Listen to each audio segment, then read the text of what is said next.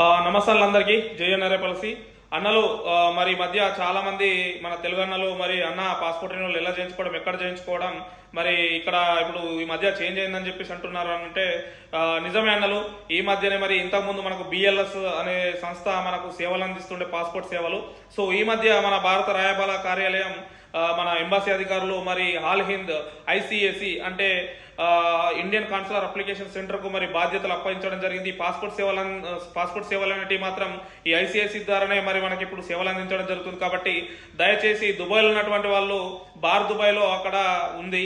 So అక్కడ ICF centre ఉంది, అక్కడికి వెళ్ళి చేయించుకోవచ్చు. అండ్ అదేవిధంగా అబుదాబిలో ఉన్నటువంటి వాళ్ళకు కూడా మనకు 3 జాగాల్లో ఉంది. ఆల్రెమ్ లో ఉంది, అదేవిధంగా అబుదాబి అమ్దాన్ స్ట్రీట్ లో ఉంది, గాయత్ టవర్ 1205 ఫ్లోర్ నంబర్ అక్కడ ఉంది, అదేవిధంగా ముస్తాఫాలో కూడా ఉంది. సో అబుదాబిలో ఉన్న వాళ్ళు ఈ 3 ప్రాంతాలు చేసుకోవచ్చు. అదేవిధంగా మీకు ఇంకో డౌట్ రావచ్చు అన్నలు, ఇది కేవలం దుబాయ్ అబుదాబినా మరి యూఏ ఉన్న వారందరూ మరి అక్కడనే చేయించుకోవడం అని అంటే అవును అన్నలు నిజమే.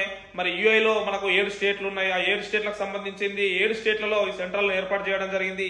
సో 7 సెంటర్లో మీరు అక్కడ మరి మీకు సంబంధించినటువంటి పాస్పోర్ట్ రెన్యువల్ కానీ అవి చేయించుకోవచ్చు. అండ్ ముఖ్య విషయం ఇంకొకటి అన్నలు, పాస్పోర్ట్ రెన్యువల్ అనేది మాత్రం చేయించుకోవాలంటే ఖచ్చితంగా మీరు అపాయింట్మెంట్ తీసుకోవాల్సి ఉంటుంది. సో థర్డ్ కట్ పాస్పోర్ట్, అదేవిధంగా మరి EC passport, emergency certificate, out passport కానీ లేకపోతే బర్న్ న్యూ పాస్పోర్ట్ కానీ వీటికి మాత్రం అపాయింట్మెంట్లు అవసరం లేదు. వాక్ ద్వారా మీరు వెళ్ళొచ్చు, డైరెక్ట్ గా విజిట్ చేయొచ్చు.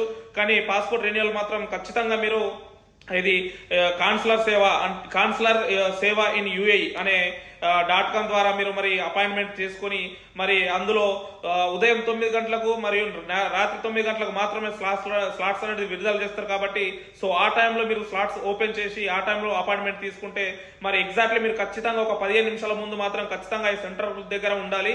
15 నిమిషాల ముందు ఉంటేనే మీకు అక్కడికి అనుమతిస్తారు. అంతకు ముందు వెళ్ళినా కూడా అనుమతించరు, తర్వాత లేట్ వచ్చినా కూడా మీకు అనుమతించరు. ఎందుకంటే అక్కడ చాలా మంది వేకెన్సీ అంటే వెయిట్ చేయాల్సిన అవసరం ఉంటుంది. కాబట్టి సో అందుకోసమే ముందు జాగ్రత్తగా మీరు టైం ఖచ్చితంగా ఫాలో అవ్వాల్సిన అవసరం ఉన్నది.